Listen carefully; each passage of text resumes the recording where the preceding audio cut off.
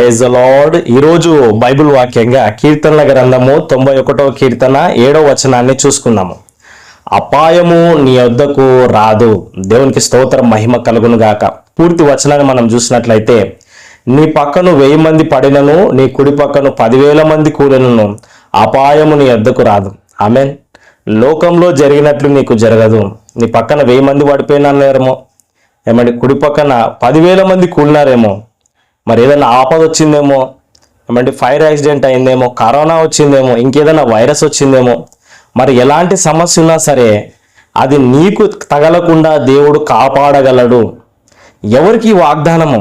మరి ఎవరు దీన్ని స్వతంత్రించుకుంటారు అంటే, ఇదే అధ్యాయంలో మొదటి 2 వచనాలలో మనం చూసినట్లయితే, మహోన్నతుని చాటున నివసించువాడే, సర్వశక్తుని నీడను విశ్రమించువాడు, ఆయనే నాకు ఆశ్రయము, నా కోట, నేను నమ్ముకుని నా దేవుడని నేను